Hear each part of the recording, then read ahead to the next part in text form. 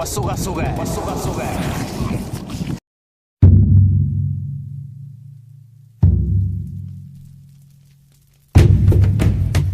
Sinamukele kuhleleni elithande kakhulu.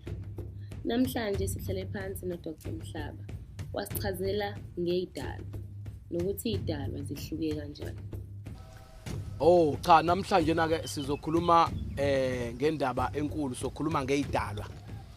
Izidalwa ke into yakhona ihambisana nesandla kanje mawubuka isandla sakho isidalwa singazibeka la kule ndawo yalomunwe omude kunayo yonke iminwe masikhuluma ngezidalwa. So ngifuna sihlehle kancane sibukele ukuthi khona amadlozi kukhona ithongo bese kuba khona izidalwa kulomunwe khona enye into ekuthiwa izipokwe ebese siyabuya siza la sithi izilwane.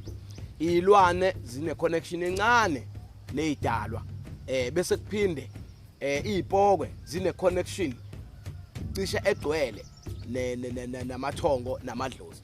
Uma sikhuluma ngalezi zinto ke sikhuluma ngezidalwa sikhuluma ngemimoya isiphelele yonke ngoba siyazi ukuthi idlozi ilabantu ababuya ngezidlozana abenza amaphuthana nje amancane ekudinga ukuthi labantu baxolelwe abacela kithina esisaphile sihambe emhlabeni esiphefumula ukuthi bacela sibashwelezele sibalungisele sibahlambulule ukuze bazolala ubuthongo bakhuphukele la ebuthongweni balale ubuthongo bakwazi ukuthi ke baphumule ezinkingeni noma ekukhandlekeni kwabo asuke bekukhandlekile.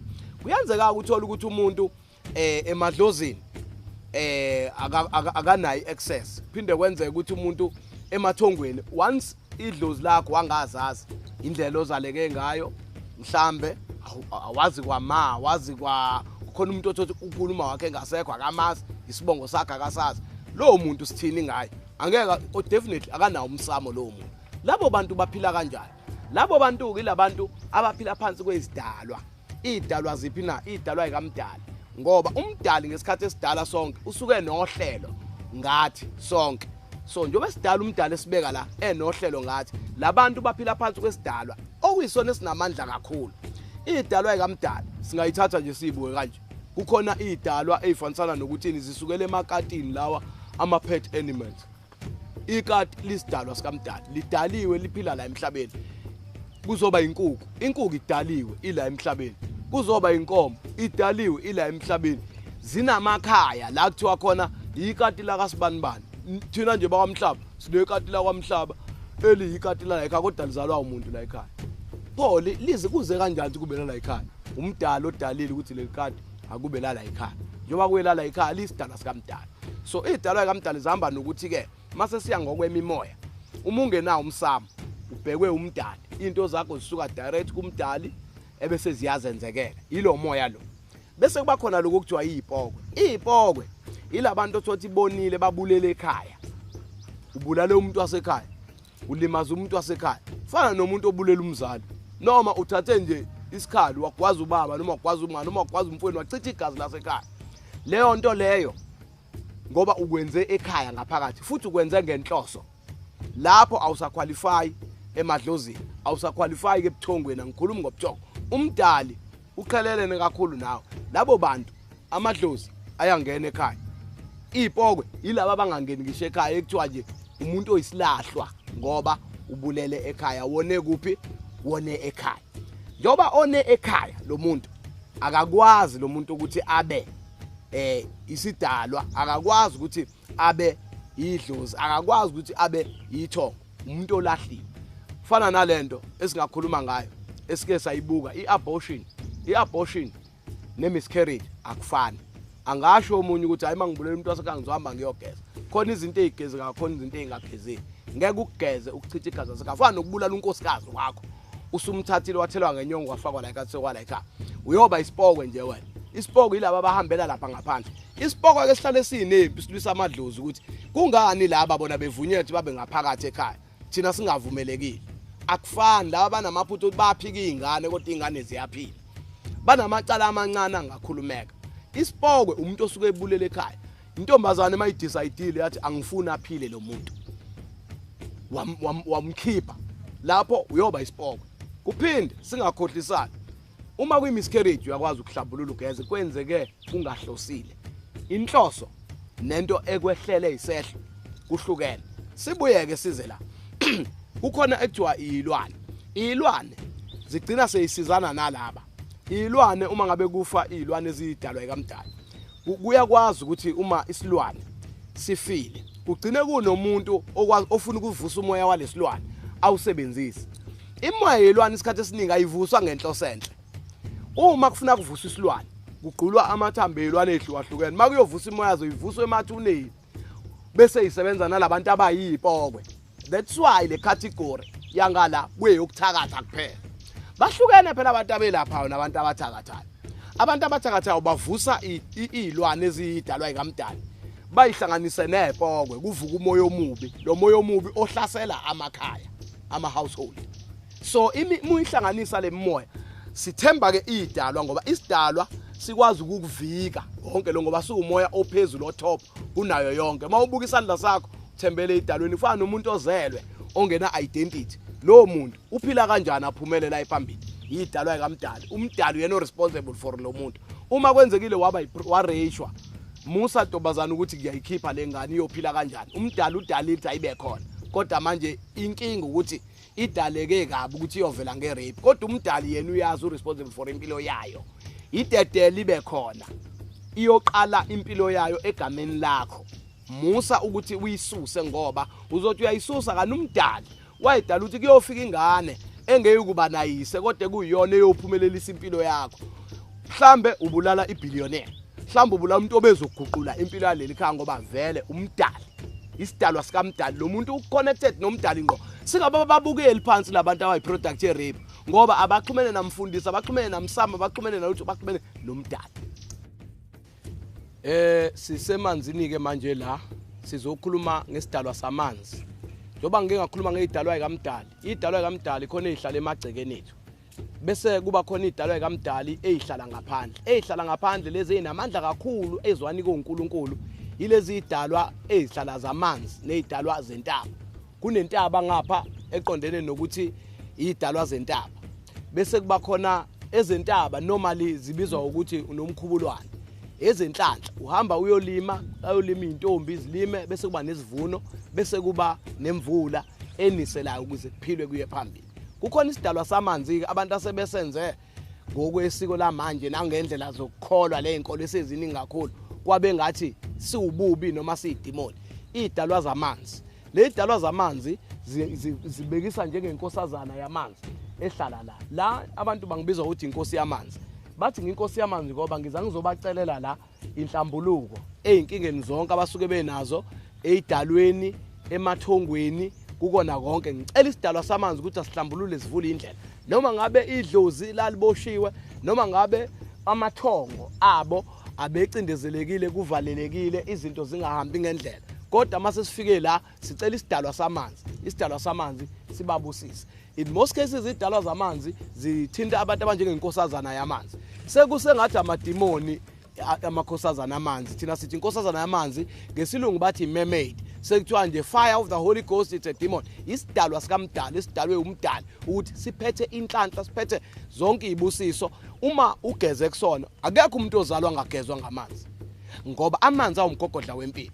Emzimbeni womuntu ipercentage yamanzi I can call it 98% womzimba womuntu ugcwele amanzi. So amanzi abalulekile. Uma ugula ukubhava nje kuseni umuntu egula esibhedlela kuvusa uyogeza kusuke kunxuswa sona esidalwa samanzi basiphethe impilo siphethe impumelelo siphethe in fact u98% power yokuphila komuntu. Isidalwa samanzi uyacela kusona la unikele ngemali emhlophe ucela imali. Uyacela kusona mangabe ukuthi uzelwe wembethe njengalabantwana besembatho uza nobisi la thelwe ubisi unikele ngemali emhlophe ugeze uphonsa imali emhlophe ucele. Ziyakhanya indlela zakho zivuleke zihambe ngendlela noma ngabe emadlozini ezidalweni kwakuvaliwe noma ngabe bathatha izipokwe bayihlanganisa nezilwane bakuvalela. Isidalwa senhlanhla lesi siyakunikeza impumelelo.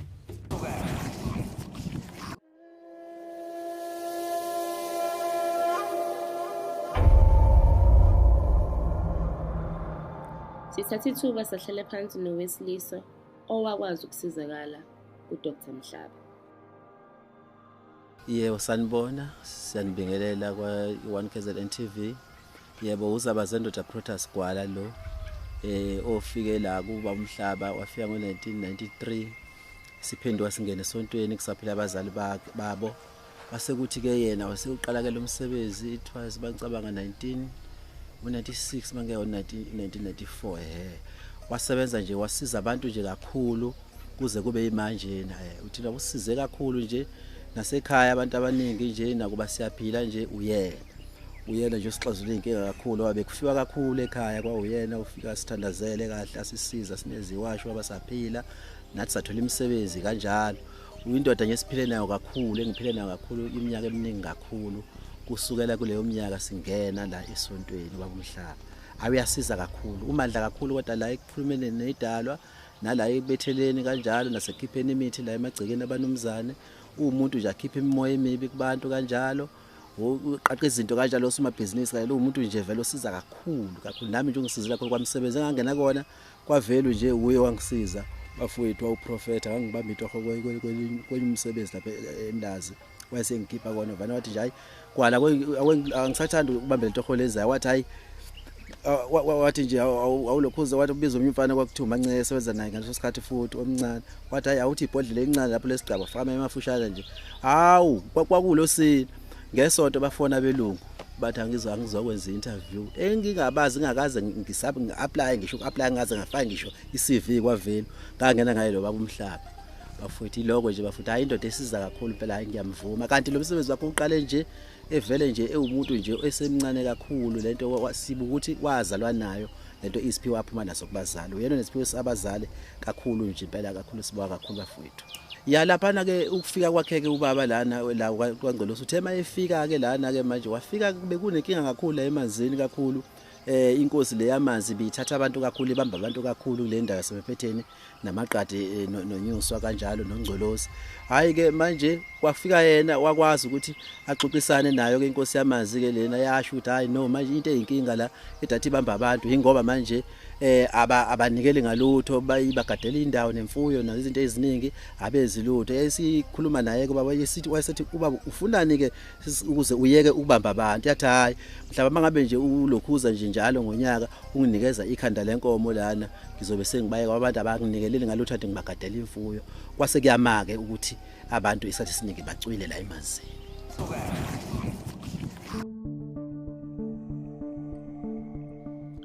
Namhlanje sivakashela endaweni yakaNgqolosi ngaseNanda Dam uDr Mhlaba.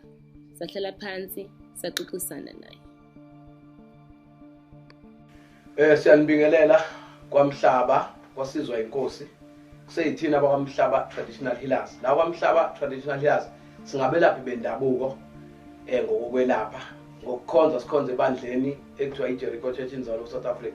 Siyelapha nje sizinyanga sitholakala eMlazi kwa W section bese umsombuluko kuze kushaye umgqibelo sivula ngo9 ekseni sivale ngo6 ntambama bese siphinda ngamasonto on Sundays sisebenzela eHillcrest kwaNgqolosi area nakhona sivula ngo9 ekseni sivale ngo6 ntambama so sisiza abantu ke abagulayo sisiza abantu bamabhizinisi abadinga amabhizinisi abakhule siyabalekelela ekutheni amabhizinisi abakhulu abantu abaneyinkinga zemsamo yabo inkinga zokuntshontshela abantu abalahlekelwe basizakala la ekhaya kwaMhlaba inkinga nje ihlukahlukene abaneyinkinga emisebenzini abadinga imisebenzi abangasebenzi abagulayo sinaka lembiza ke esithi uzifo zonke kodwa abantu sebethi uMahlaba ekufeni ekhipha ngisho inyoka ngaphakathi ikhipha ngisho izinto ezingakholweki ephilisa yenza zonke nje izinto izifo siyelapha izifo okubalekile siyasiza abantu ufana nabeyithunywa abathandazela abakhushulwayo abafuna ukusebenza ngabantu siyabasiza labo bantu sibasebenze sikhuphula imisebenzi yabo ube nendumba siqale from the scratch sikukhulise uzube nendumba siphinde sikumonitor sihambe nawe uzugcine nawe usumelaphi wendabuko kusukela ekubeni umthandazeli ukhule ube inyanga ukhule uzuba ugobela nawe ube nabantu bakho sihamba nawe nje sikulekelele uzofika ekugcineni kuningi esikwenzayo la kwaMhlaba Traditional Healers ilokho ke nje inamba zethu esitholakala kuzona siyatholakala enambeni kaMTN ethi 083 512 167 bese kuba eka Vodacom. uVodacom uthi 071 293 6794 uVodacom lo. Okay, sawubona ke insizwa. Cha. Ake sibheke into zakho, sicele kwabadala sibuze ukuthi bazosinika ukuthini. La ekhaya siyesiqale ngokubheka into zakho, mawukhona ufisa ukuxoxa noma ukubuza uyibuze uma ngabe sesiqale sabheka kuqala nabadala kodwa. Sizoqala sibheke impoleni sibuze kwabadala ukuthi bathini. Sikhulekela komkhulu, sikhulekela kwagogo, sikhulekela kwamhlaba kadabuka mfundo somagebo ndabo sompahlelo. Umjemi jamanculumene ongahle phangela inkunzi namaqhaza onke besimafuthi kwagudu inkomo kuma simafuthi osela amathungu ompondo zamile nje lukaze sabantu samakutoqemela khuluma nathi ke bogogo nani bomkhulu ohlonga umthizo ogabhisa umuntu masengo umthimpulo kade bobhunga nomaphuphulo batho zami ngakamthanda wo khuluma nathi makhaya hayi indoda seyifikile sitsheleni indaba zayo ukuthi kwenze njani ufisa ukwazi naye ngempilo yakhe makhehla amadala sikhulekela beyinhlolo impumalanga nasentshonalanga eningizimu nasenyakatho emagumbini manomhlaba moya magumbo kwanomhlaba ihlangane la.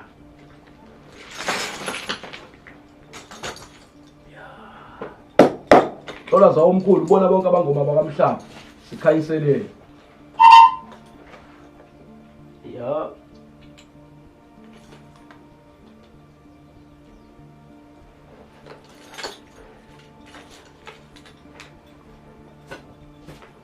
Sibukweni sokukosa okukhulu bezinhlahla.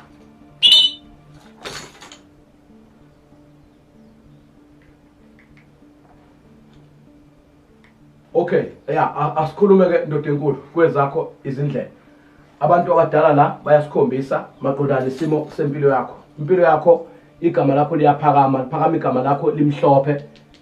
Inhlanhla ikhona phezulu kwesimo sempilo yakho, liphakama limhlophe igama phezulu kwesimo senhlanhla yakho. Bathi abantu abadala into engenziwa nje empilweni yakho ukuthi kuphela kube khona isimo sento eyinto engaba umuthi wokugeza nje, ukugezela ukuthi isimo seindlela zakho zikhanye egameni lokuthi kunenhlanhla imali ezayo elethwa umuntu ongasekho omdala osesemathuneni owumuntu omhlophe wenhlanhla. Kodwa manje lesimo salomuntu omhlophe wenhlanhla umuntu owayesetshenzwe ngesimo sento ezimithi emhlophe, kusho ukuthi umuntu kwabantu abadala, umuntu wesiphiwo obenemoya yesimo sabantu abadala. Lesimo salomuntu wenzelekile isimo semsebenzi yakhe, umenzelwe isimo semsebenzi yakhe egameni lokwenzelwa isimo sezinto zabadala. Kwafanele ukuthi isimo sezinto zakhe iphakame. Kwase kuba khona inkinga encane ekuthiwa asisolve la egameni lemoya emhlophe yakhe enhlanhla. Kunesimo sobulukhuni la njoba ngathi singabuka lelitshe. Kunesimo sobulukhuni obahamba bese buyayihlehlisa isimo senhlanhla yakho ibe inhlanhla eba nokhiye ibopheke. Nansi inhlanhla ikhona kodwa kunokhiye ovukayo ebese ubopha isimo senhlanhla maqondana nesimo somsebenzi namaqondana nesimo sezinto zama relationship. Bese ngibuka isimo sento eyisikhundla esiphakamayo phakame kodwa manje bese siyachitheka singafuni isimo sokuhlala sizinze isimo sesikhundla ukuze isimo sento zakho ziphakame. Bathi abantu abadala kunesimo sento eyisichitho esichithizayo inhlanhla emhlophe kuwena. Inhlanhla ikhona kuwena, uyazenza izinto zigenerate, uzakhe izinto uyiplan, kodwa kunesimo esilwa nokuthi manje mase kufathi umukele into eyinhlanhla yakho ebese kuba nokuhliphizeka, izinto zakho zihliphizeke bese kufathi ungena imali eyisamba empilweni yakho. Ugcina kusengathi ungasebenza kakhulu ngamandla amaningi kodwa uenelikely mase kufanele ukuthi uthole isimo sento eyimali noma eyinhlanhla eqondene nawe. Bathi abantu abadala ifuna ukulungiswa leyo nto ngoba into echithiza isimo semali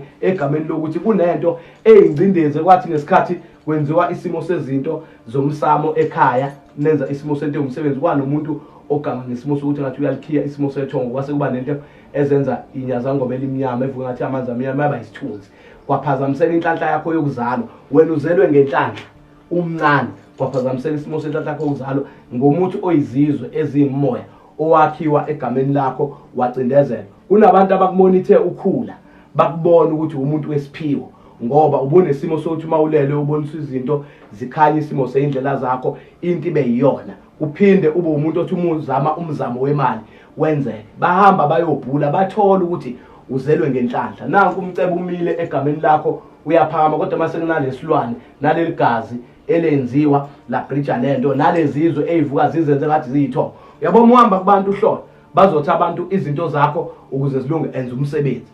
Bathi abantu abadala uthi umuntu uyalichitha leligazi kuvuke lezizwe ziuntshontshe isimo sento ngumsebenzi kuphenduka izinto namanje mawuthi wenza izinto zabantu abadala uthi uyakhanyisa esikhuleni sokuthi ngabe kubuya inhlanhla uyubone kubani nengcindezi kube nokusinda ngangendlela ukuthi ungaze uyibuza ukuthi hawu ngenzela abantu abadala ngithi ngibheke inhlanhla kwase kuphenduka izinto zasehamba ngendlela ebengeyona ebengiyihlelile ngabe umsebenzi wabe kahle ngabe khona indlangone khona bathi abantu abadala ikhona imimoya yamadlelo akuhlaza yenhlanhla phezu kwesimo segama lakho kodwa manje kunento eyichithizayo ebayichitho kangokuthi lento isizidala ukuthi kube ngathi ngakutshela mina ukuthi phakamisa kakhulu isidalwa sasekhabo ma